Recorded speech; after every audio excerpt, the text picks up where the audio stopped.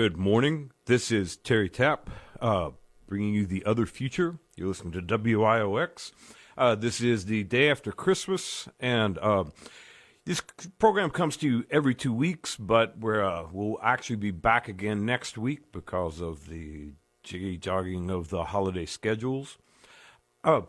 My guest today is KMO, and back about 10 years ago, when I moved to New York City, I was looking for things to listen to in my studio. I came across a couple of people who were producing podcasts that were really worth listening to. One was Douglas Lain, who was producing something called Diet Soap, and the other was Sea Realm. Both of these podcasts touched on things that I've been touching on with this program, these bigger issues, bigger problems that we face right now, and in particular ways of potentially addressing them. So I've followed KMO's progress since that time, as I followed Douglas Lain, who went to Zero Books. And in that time, a lot of other podcasts have arisen that deal with philosophy, deal with science, that deal with political issues, in a local sense, a focal sense, I should say, looking at like a particular election or a particular issue, and in the grander sense of looking at more theoretical, even greater trends, you could say, a big window view. And I do want to say on that, before we talk with KMO, if you aren't aware of what's going on in France right now, please make yourself aware of that. France is experiencing something that may be very close to an actual revolution right now. It looks like it could be enough to radically change or even replace the government. We don't use beautiful words like topple or remove anymore, but replace Macron's government because of his policies. There's very little coverage of what's going on in France in the media right now, in the American media. And a lot of what is good in the coverage is in French. But you could find some things in English language translation on France 24, and a little prowling and searching online will give you an indication of the magnitude of what's happening there right now. You know, we, as someone who reads a lot, and I'm sure anyone listening to this is one of those people, you look back on something like May of 1968 in France, and it seems grand, and you wonder how it would have been to have lived through that, even as a remote observer of those events. And you're living through that now, apparently. So I encourage people listening to this to check that out, and become aware of what's happening there, and maybe even use it as a template for what you need in your country. So without further ado, let me bring KMO on here. Are you here, KMO? I am here. Thank you for, I was really pleased that you were available to come in on this. You were on my list of people to have on the show for reasons I alluded to earlier. But I didn't realize I was going to be doing one this morning, and I had this availability and was going to do a recap. So the fact that you were able to come is wonderful. You heard me introduce you and my acquaintance with you by 2010. Me beginning to listen to your podcast. You started in 2006, right? 2006. Yep, October. Can you tell me something about what got you motivated to do a podcast? Well, it's a story I've told many times, so I'm going to condense it. But I'll just say that my life prior to podcasting had prepared me for it, such that within a couple months of learning that podcasts existed, I was doing one. Right. Well, I know your interests at the time were very much like oriented toward cognitive science and loosely into, I guess we call it libertarian politics.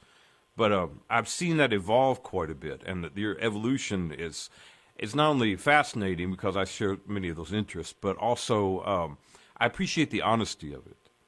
And that's not simply to give you a compliment, but to investigate that further. When you started, what were you looking at?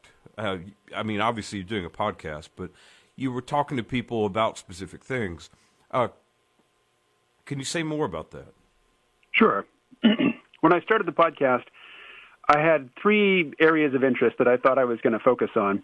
One was information technology and artificial intelligence and the run-up to the so-called, technological singularity. Right.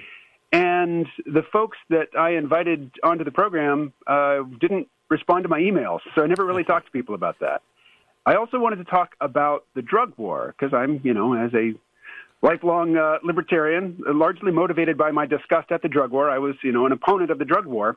And I discovered after a few shows on that topic that, if you still thought the drug war was a good idea, after hearing, just the basic arguments against it, that I didn't really want to create media for that audience. Right, exactly. That was just a boring topic to me. As passionately as I felt about it, it wasn't something that I could talk about for a long time because I'd get really bored with the repetition.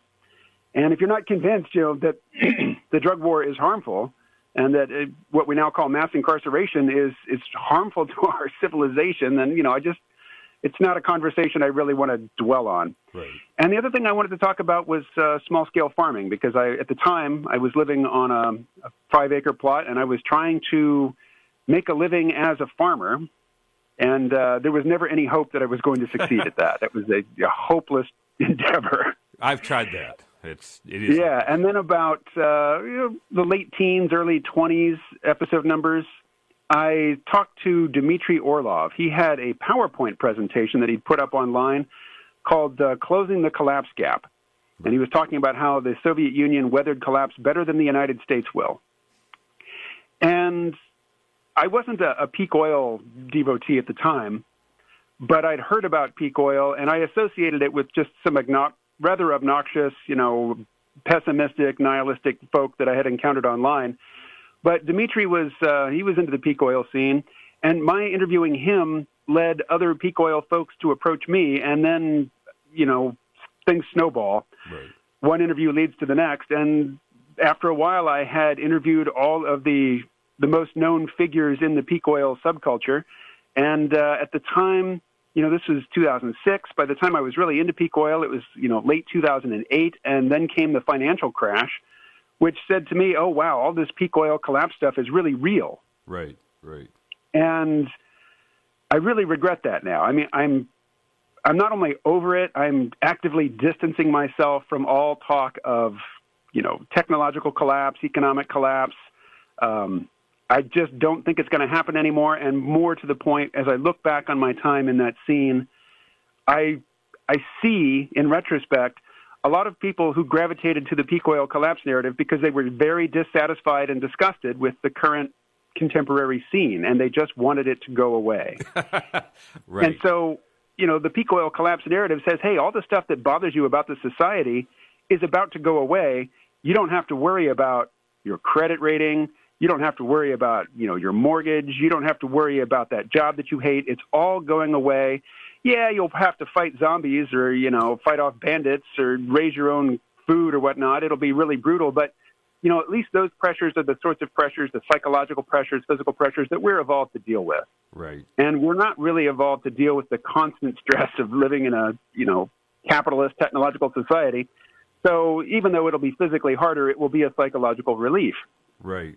So that's the appeal, but the actuality is that it's a very simplistic notion as to how things are going to resolve. Things aren't going to resolve. The future is going to be complicated and messy and stressful, and it's going to go on and on and on. So that's why I'm completely not interested in talking about transformations, either a collapse or, the technological singularity. I used to be really into that notion, and I don't have any patience for that anymore either, even though I think artificial intelligence is a big deal. Right, of course, it's transformative of society. I saw on your website, on your blog, I don't know at what point I'm intersecting with what you just said, but I saw where you had attended some sort of event.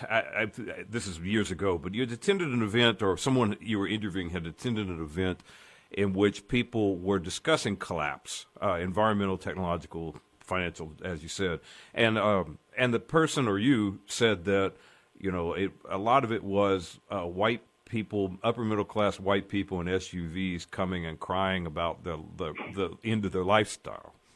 And that really hit home with when I was trying to farm in Kentucky and experimenting with different methods and things. My wife and I began to attend a lot of environmental discussion groups, and several of them had, just as you said, older upper middle class or above white people talking about water purification in an almost fetishistic way. And it began to creep me out because, as you said, things continue to go on. There's not an end to this road.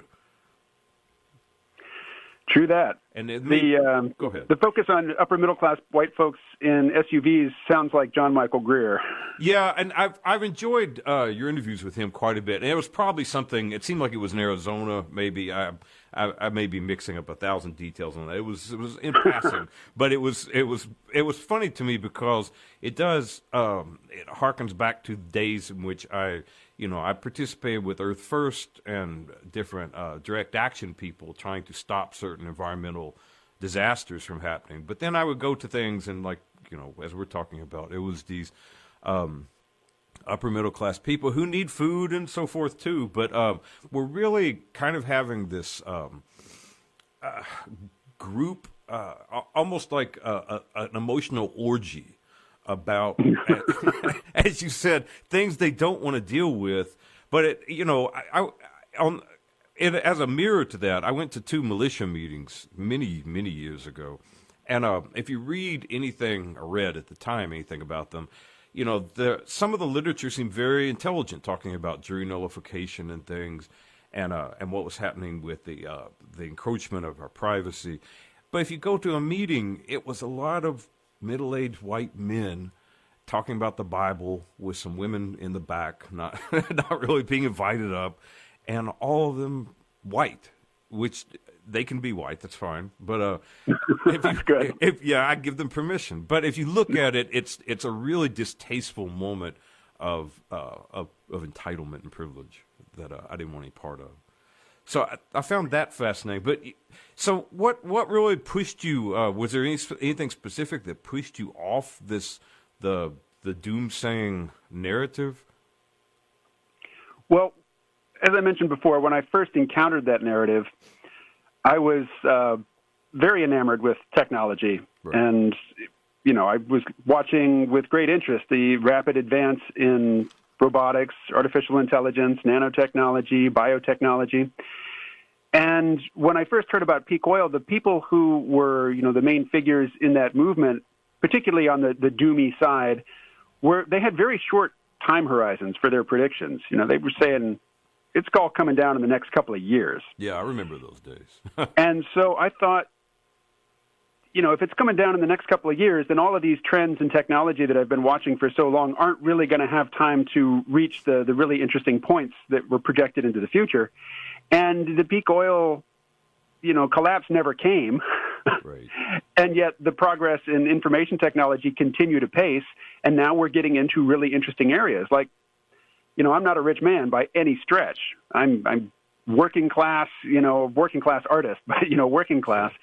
And I'm not the sort of person who's going to have the most expensive tech, the most, cutting-edge tech.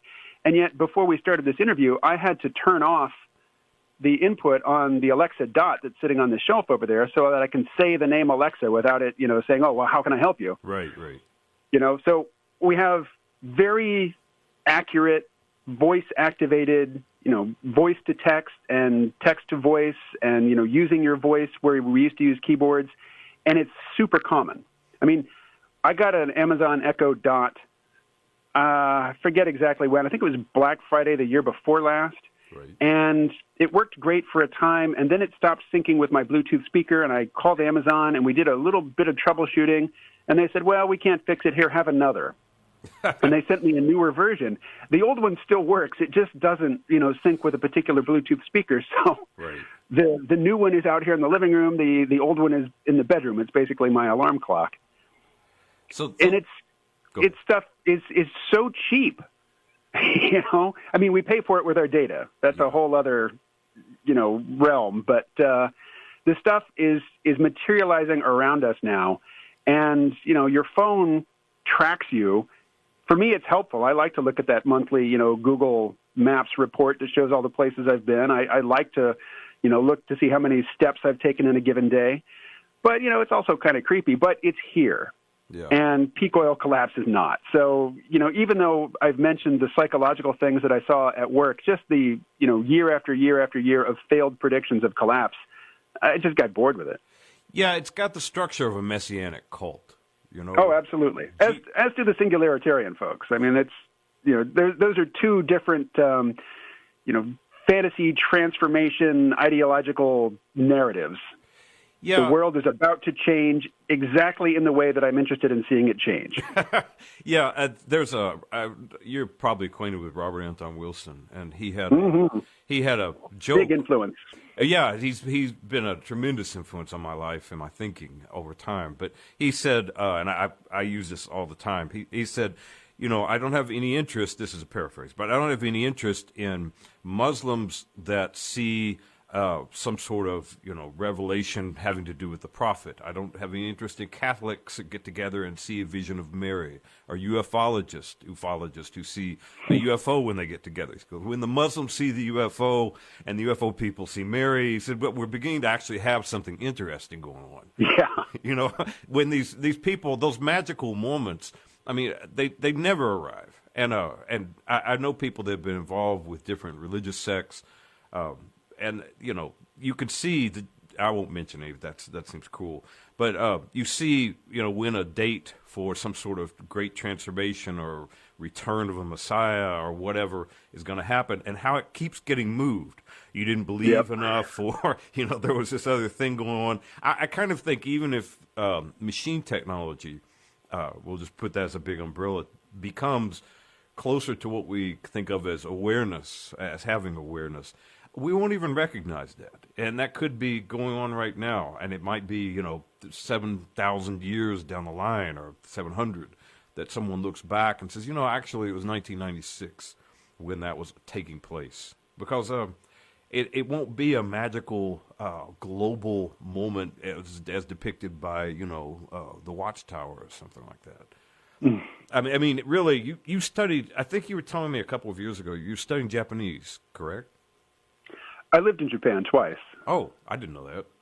What were you doing in Japan? The first time I was a college student, I was studying Japanese, and then after I graduated, I got a BA, I went back to Japan for a year and taught English and just made some money. Oh, that's a wonderful experience. I don't know a lot of people who've been doing that, teaching English overseas. But, from learning another language, there's not a magic moment when you know the language. No. Yeah, and the more I've been studying French for a couple of years now, and beginning to study Spanish, and when you at some point you hear it better, but it makes you realize you don't understand English. It's just you memorize these things, and you just make these sounds, which it was just really crazy. Do you think, what's been the evolution of your political views over time as you have dropped some of these things, like the doom porn, if we could call it that, or because I come from very working class background, and as I go through time, I consider it a libertarian view, but a very left libertarian, and it gets for better or worse solidified by events that I see around me and my own personal experience. But I'm always curious how people, how they evolve as they gain knowledge. And you're, as I said about your website and your podcast, I was impressed that you seem to be changing your mind. The usual trajectory for people is to stake out a position and then defend it neurotically against any counter evidence over time. And the fact you were not doing that, and Douglas Lane, too, I mentioned him, the fact that you were both asking questions and clearly responding to what you found by changing your views or producing a new investigation was wonderful. But how have your views on things changed since dropping some of these things or picking up new narratives? Well, you've mentioned libertarianism, and I, for a time, was absolute doctrinaire, dyed-in-the-wool libertarian. Voted libertarian again and again. Voted for Harry Browne twice. Voted for Michael Badnarik for president. In 2016, I voted for Harry Browne. Right. Not Harry Browne. I voted for Gary Johnson. Gary Johnson. Harry Browne is dead. Right. But as recently as 2016, I was voting for libertarian candidates, but it was a protest vote because I knew there was no chance that Gary Johnson was going to win the presidency, so I would never be, held accountable for that vote. Right. I could not, in any semblance of good conscience, vote for Hillary Clinton. And, Donald Trump, to me, is a clown. As a president, he's been fine. I mean, compared to the few before him, he's been fine. But, he is an odious character and not anybody that I would want to, hold up as a totem of my country. But at the same time, I have no patience at all for, the Mueller investigation and this impeachment nonsense. I mean, it just all seems to be in such bad faith, so dishonest. Yeah. I just have no patience for it at all. But, I'm to the point now where I realize I'm not a libertarian, a doctrinaire libertarian. It's just too small a box. I mean, it is a box that appeals to intelligent people. But eventually you start to see, the limitations of the ideology. And the thing I think that really pushes me over the edge with libertarianism is that it hasn't changed, in terms of its assertions about how the world works, since the 1970s. Right. And the world has changed considerably since then. So if the doctrine is not changing to keep up with changes in the actual environment, then, it's clearly insular. It's clearly not responding to the dynamism in which it is supposed to be a guiding light. So, I'm not remotely interested in championing libertarianism or the Libertarian Party. And I'm at the point now where I feel pressured to stop voting for libertarian candidates because it does seem like a dodge. Yeah, and it doesn't. This is my problem with libertarianism, and I consider it right libertarianism, the American version. It never can really deal with power. Once you have a certain amount of money, that is corporate power. You really can't seem to put any limitation on that. I mean, you're going to rely on some sort of counter force. There's no institutional limitation. It's just an open question. And a lot of libertarians I met had no problem with corporate power, which seemed very odd to have a problem with government power, but no problem with corporate power. And it was a gaping hole ideologically for me. I agree. Governments are supposed to have a monopoly on violence, which is why, prior to the current age, there was a very good reason to be particularly concerned about who would wield that power. But in the contemporary scene, very few of our decisions, even the ones that seem coerced or, pressured, are pressured by threat of physical violence. They're pressured by other things, largely to do with our credit rating or, our reputation on social media or, of course, money. Right. And the threat of physical violence from the government is a much diminished threat, I think, for a lot of us. And so it makes sense to look around and say, well, what other avenues for dominance exist in this society other than just pure physical violence? And, the government doesn't have a monopoly on any of those. The only thing it has a monopoly on is, the ability to tax and to govern. But as you know, I mean, if you've listened to Doug Lane for years and folks in his circle, there are all kinds of rent seekers in our society who, in effect, given that they have capital, given that they have resources, can put themselves in a position where they really are collecting taxes. It's just called rent instead of taxes. Right. Yeah, there's all kinds of ways that non-government actors can assume power over us, which, libertarians are not sufficiently tuned in to those non-governmental means of coercion. Right. And that was, did you ever read Lumpanics, the catalog? I lived out on the Olympic Peninsula. I think Lumpanics was published out of Port Townsend, Washington. Exactly. And I lived like a half hour south of there. I was very aware of their existence, and read many of their books over the years. Yeah, I've actually I lived off those catalogs for quite a while. In fact, after the last catalog in 2006, I got their emblem tattooed on me. Wow. I just loved it. It was one of the highlights of my year to get that catalog, because I would read it took a lot to find something to really challenge me, a viewpoint to challenge me. And there was always something in there I could order or begin to research and realize I had no idea about this. And at this age now, after doing that, it's even more difficult. And I don't know of anything that's in those catalogs that I would be that challenging. But it was a highlight. But Michael Hoy, who was behind Lupanics, the publisher, he pointed out a number of times. He said, my views come down on like a left libertarianism because of that, the attachment to corporate power that I see in the libertarians on the right in this country. And it was a big hole that he saw at that time. Let me tell people this is WIOX. You're listening to The Other Future. I'm your host, Terry Tapp. My guest this week is KMO.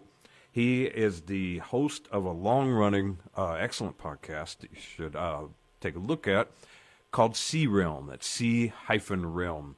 And it's CRealm.com, correct? It is. Okay. And what a disastrous title that was for me to choose.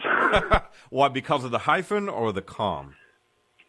I cannot get Alexa to play the C-Realm podcast because, it is the letter C and then a dash and then REALM.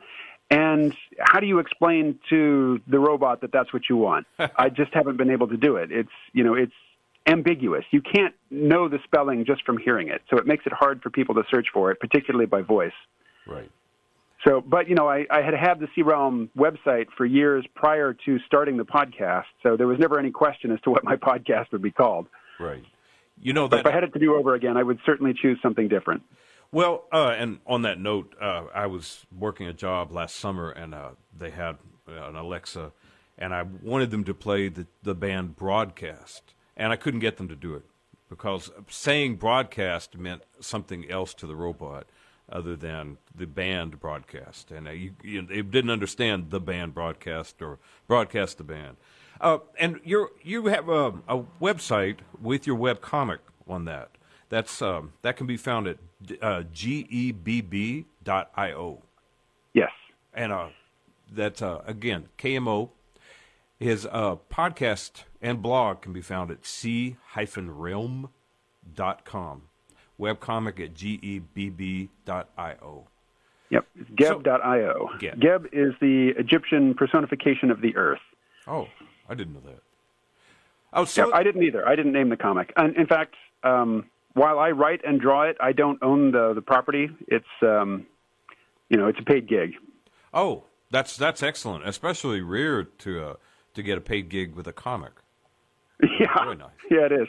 It came through the podcasting work, but somebody who had invited John Michael Greer and Chris Martenson and Dmitry Orlov and James Howard Kunstler down to Lancaster, Pennsylvania for a panel discussion, basically, in a very nice video production studio. He invited me along as well, not to be up on stage, but just to kind of be on hand, because I had interviewed all those guys, and he associated me with that crowd. And I think while I was there, I drew a little cartoon character on a whiteboard, just sure, as a lark. And the guy who had organized this event saw that, and he said, "Well, you can draw. Let's do a comic strip. Come work for me and do a comic strip." That's excellent. Actually, I make comics quite a bit, and I've had some published, and it's a medium that's very dear to my heart. So, well, good. Well, I hope you will read through the comic. The first 11 installments of it, we had a different writer. So you're not really seeing my writing until you hit strip number 12, and then from there on, it's me. I'll take a look, and again, if you want to take a look, anyone listening right now, and the people will be as it goes online, gebb.io.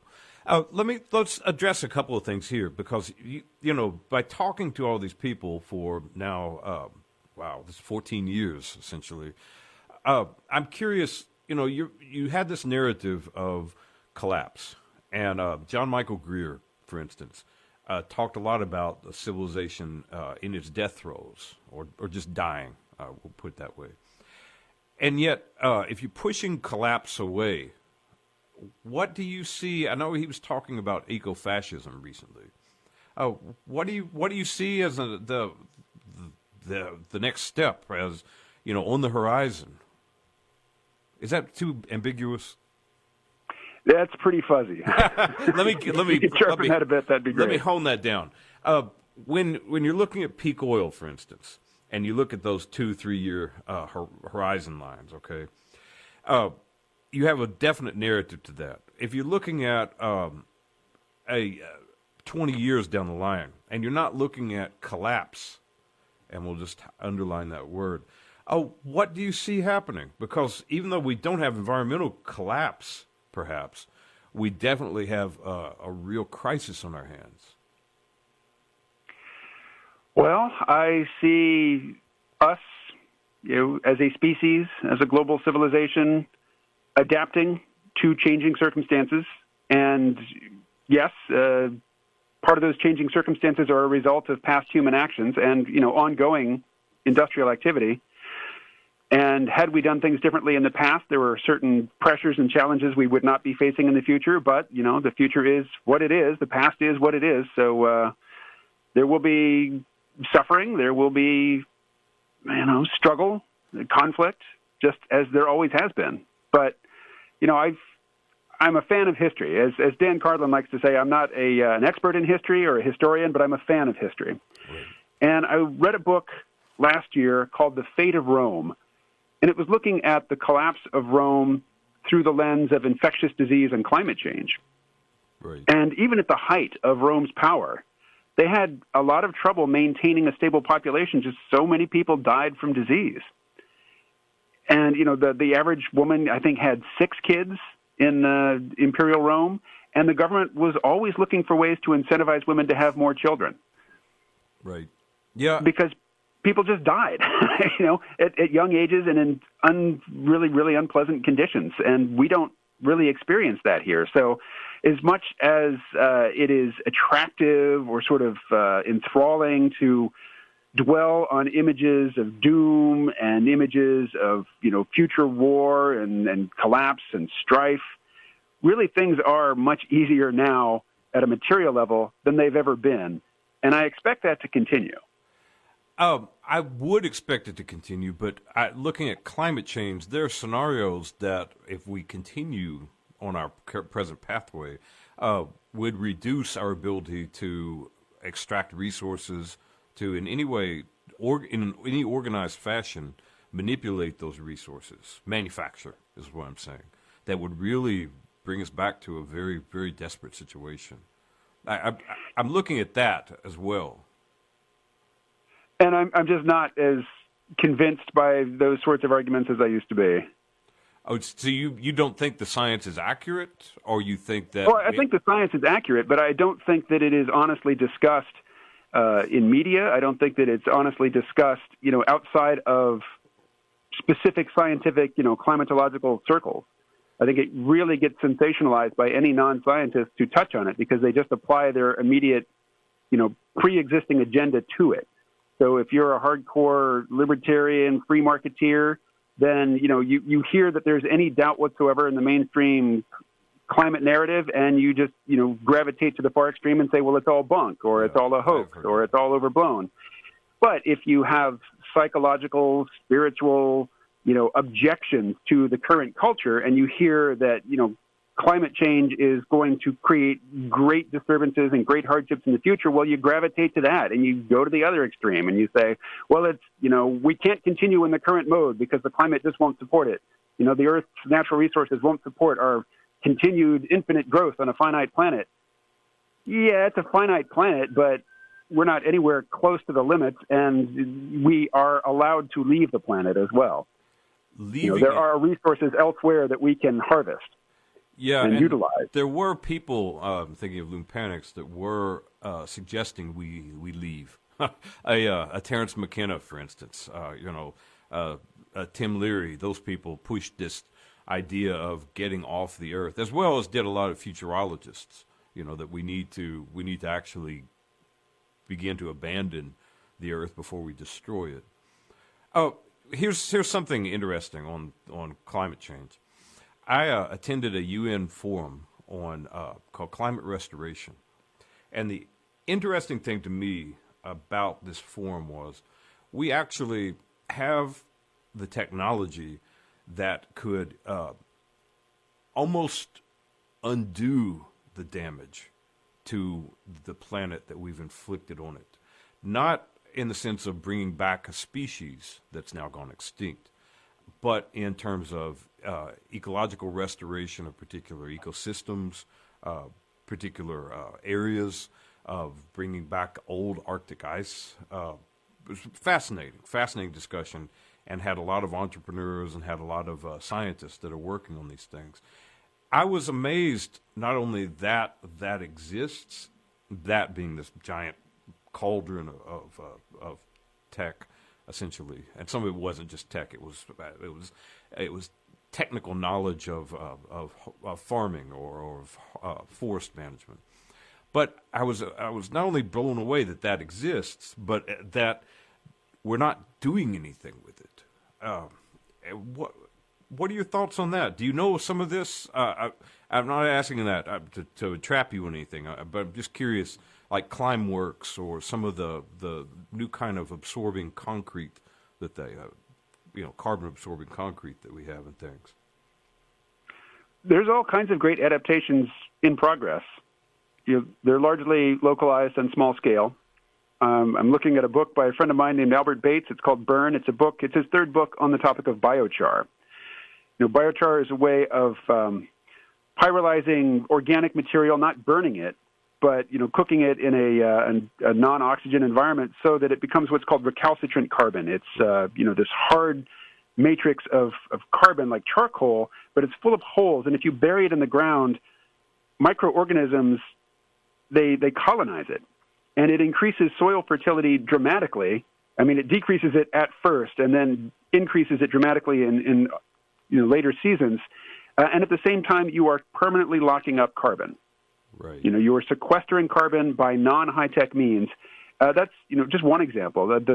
What's his name? Alan Savory had his very famous TED Talk talking about the miraculous power of rotational grazing.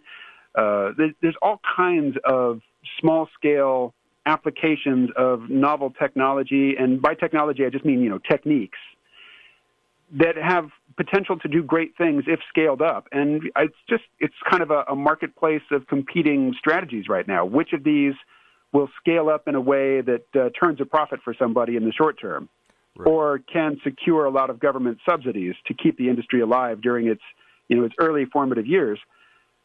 There's all kinds of things that could be, that could pop up as the winner in that competition, or the winners, plural. There certainly will be a plurality of new techniques that we start to use. I have no idea which ones will win and which won't, but yeah, there's all kinds of great stuff going on. Yeah, it's just interesting to me that those technologies exist, and yet on a federal level, at least through the United States, we continue to push deeper into fossil fuel use. Which obviously it's two very competing tracks we're on in that way. Well, we have a whole lot of it. It's people drilling for, companies drilling for shale oil in the southwest of this country. They're unleashing all this methane, and because methane is, it's not very energy dense and it's hard to move around. You have to, really cool it down to liquefy it, to transport it as liquefied natural gas, or you have to build pipelines. And, the environmental lobby is really against pipelines, even though it's the absolute safest, cleanest way to move fossil fuels. We have these drilling companies, because they're looking for oil, they're not looking for methane, they're not looking for natural gas, they just flare the stuff.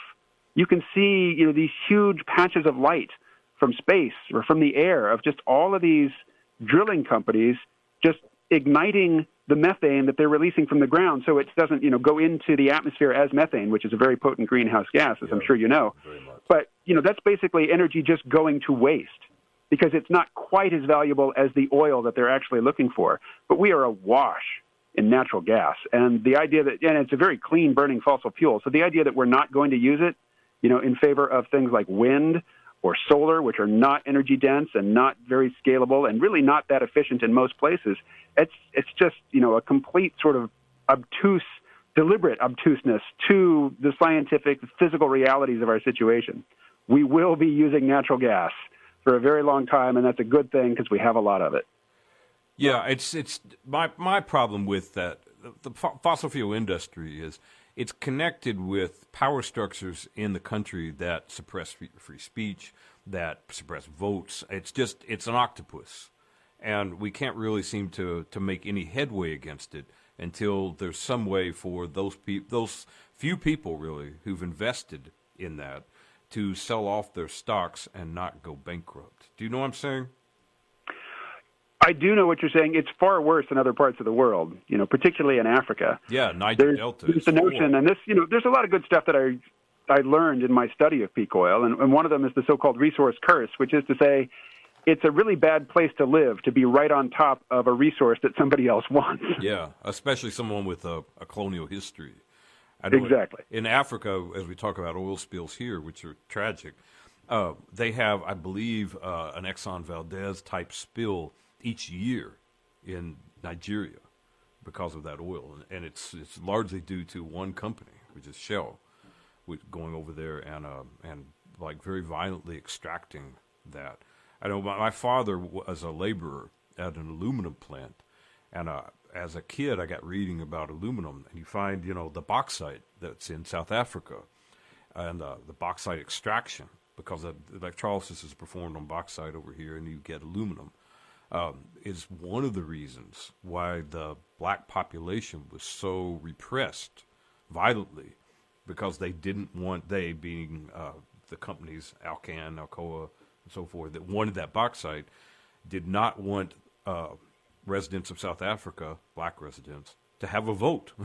They couldn't have a say about the actual resource and how it was going to be used and how much it was going to cost and who was going to get it.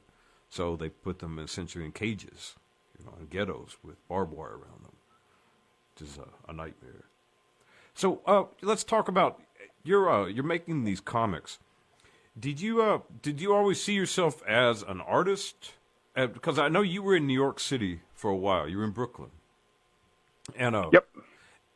I'm still basically there. I'm also in the Catskills. I'm kind of free floating, somewhat semi-nomadic, and I know you're in Vermont at this point. So, what do you see? As an artist, as we move into the future, what do you see in terms of the role of the artist?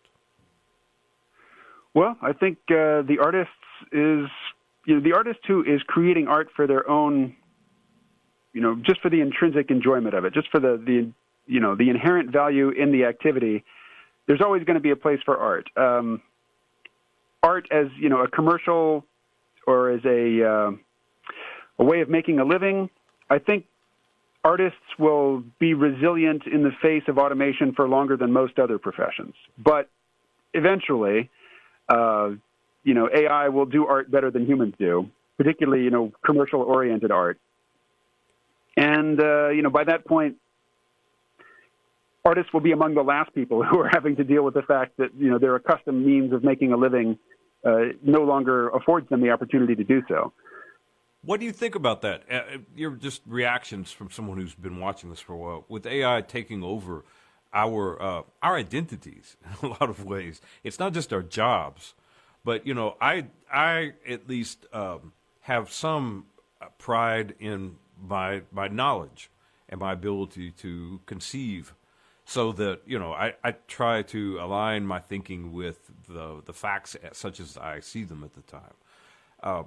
If a computer is, obviously it's doing better now, but if a computer is theorizing, conceptualizing, creating art, doing everything that I thought was important for me to do, that changes my role on the planet and actually feels very, very demeaning. What do you see about that? Or your reactions to that? Well, being somebody who has studied art for decades, I've been in a variety of life drawing classes in a variety of contexts. And, invariably, most of the people, as long as you're not in art school, where you're paying $30,000 a year to go and take life drawing classes, if you're doing it for $12 a session at some, local place, the people in the class are going to be mostly older people. Right. And when I say older, I mean like senior citizens. And they're in retirement. They are not training for a new vocation. They're not trying to learn to be artists in order to make money at it. And they have no illusions that they're ever going to be as good as, say, the person teaching the class. Right. But they still go and do it because there is value to it. It is, drawing in particular is really good for your brain, excellent. As is music. Yeah. And so it doesn't matter if a computer can make better music than I can. It's still going to be to my benefit to study piano, which I don't. But also learning new languages. Computer translation is getting really, really good. Yeah. And I think we're not far from the time when just carrying a smartphone in a place where you don't speak the language, you're going to be able to get along just fine. But still, particularly as we get older, studying another language has neuroregenerative effects. It's worth doing. So I think if we chart a fairly wise course with our use of this technology, we'll get to a point where, the technology has relieved us of our ability to use certain capacities to make money, but it's also providing us with the basic material needs, and the things that we do for better reasons, including art, including anything that you might come under the heading of self-improvement. Do you think you're talking about providing for our basic needs? What do you think is going to happen, or as far as you're seeing, in terms of jobs? If you're looking at universal basic income, I'm on the fence about that, and extremely on the fence about it. I don't know that that's a solution to anything. In the people you're talking to, do you see any other solution on the horizon? But mass unemployment obviously is a danger. Well, I'm cribbing from John Michael Greer here, but sure. I don't look for solutions. I don't think there are solutions.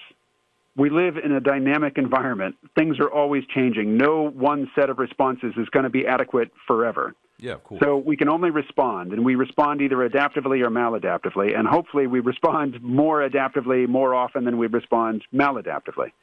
So I don't think there is a solution. I don't even think it's worth asking that question. But on the topic of universal basic income, I absolutely understand, appreciate, and sympathize with your ambiguous opinion about it.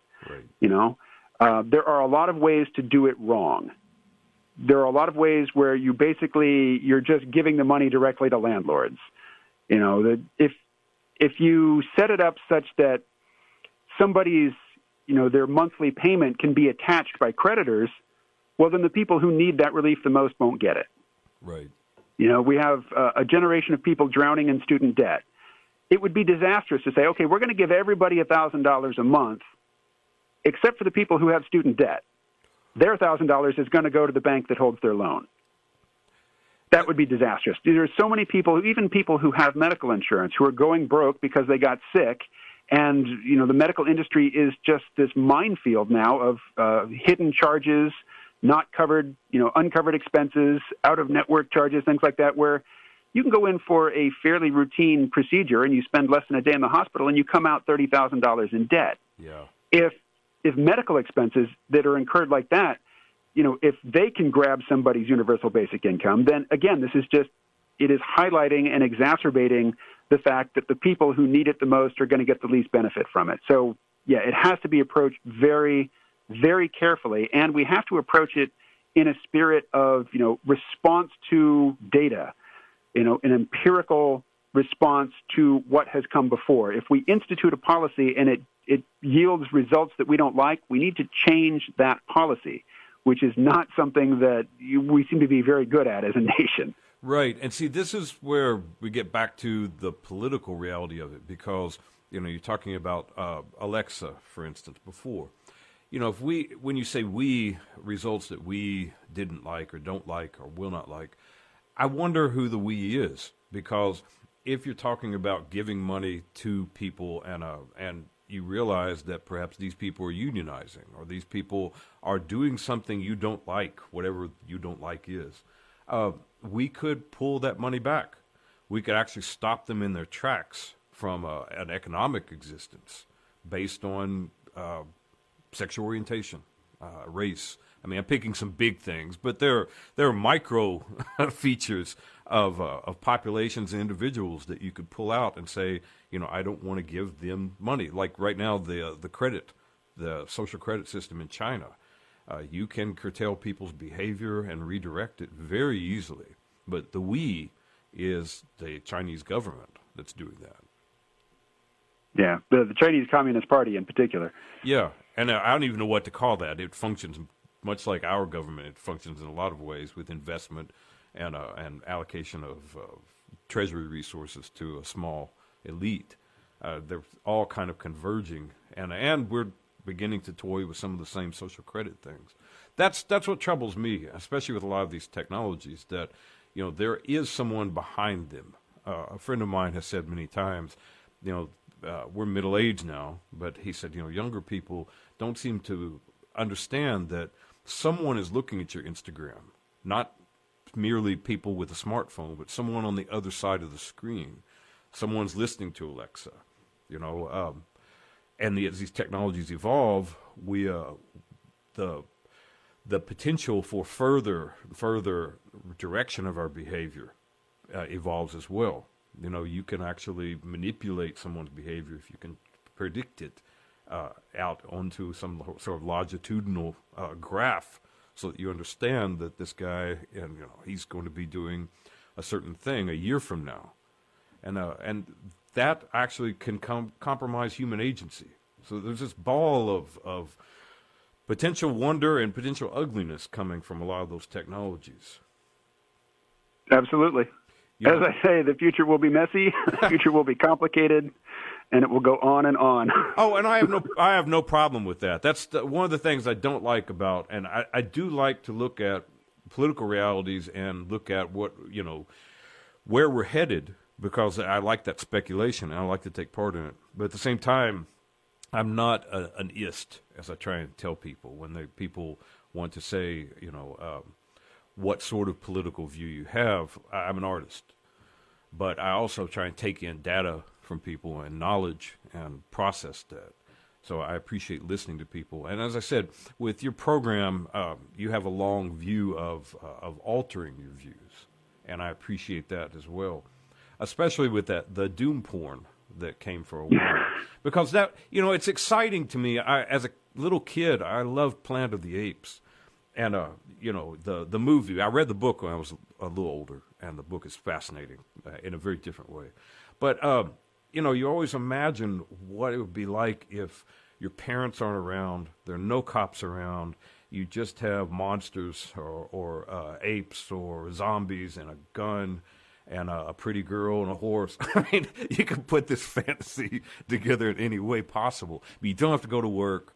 You don't have to deal with traffic. You don't have to deal with any of this, except, like I said, your horse and your pretty girl and your gun and, whatever enemy is now out there. And you have this transformed world. It's very attractive, but in aligning that with the facts of what is happening and actual evidence and logic, that's a little dicey. We're almost out of time. Can you say something? This is just a personal thing, but when you were farming, I farmed as well, and I tried. I had this idea of making money from it, which collapsed very quickly.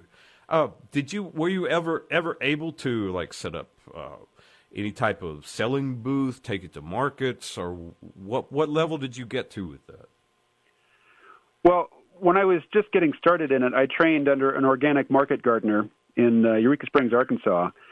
So I was, just shadowing him basically and learning from him. And eventually he was French, and he took his family to France for the summer and left me in charge of the operation. So running somebody else's operation, I did okay. But trying to start my own, from scratch, I just didn't have the economic discipline, really. Right. The guy that I studied under, he was passionate about growing food, but he had come from selling securities. He had a big grub stake, and he was really, savvy in terms of finances, which I just never have been. Right. So, and now that guy, I heard from him last year. His life has basically collapsed. He's lost his farm. He's basically a migrant worker at this point.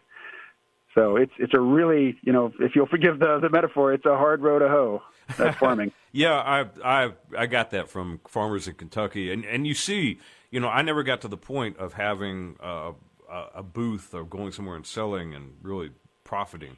I was still trying to provide a diet for my wife and myself. But you really see how, predators, weather conditions, and things like that can take you down. I really appreciated markets after that, and being able to drive down the road and get something. I almost think some of the disaster porn, doom porn type of narrative comes from a longing not to have those conveniences. If you a friend of mine is making really good money, and he said, I almost want to be broke so that I can have a little excitement. So there's that. Yeah, well. No, I don't want that excitement. KMO, thank you so much for being on the program today. Let me just let people know again, this is WIOX. You're listening to The Other Future. I'm your host, Terry Tapp. My guest this week was KMO. He is the host of a long-running podcast, which you can check out at c-realm.com. He also has a webcomic, which you can find at gebb.io. KMO, thank you so much. You have a good day. Terry, always a pleasure. You too, man. Thank you.